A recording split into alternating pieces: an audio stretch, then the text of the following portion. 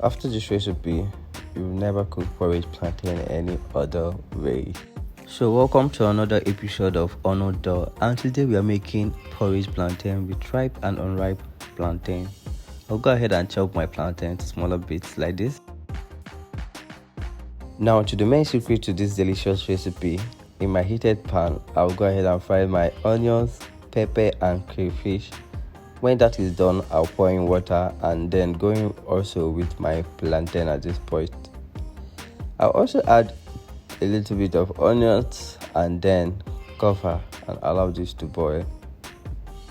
Plantains are a carb-rich food and also a good source of fiber, vitamins and minerals.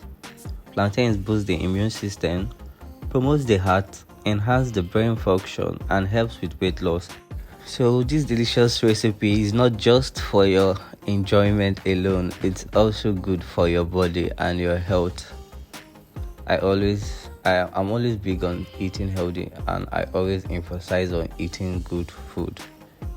So I'll go ahead and add my remaining crayfish, and now I'll add in my smoked fish before adding in my scent leaves, and this plantain porridge is done and ready.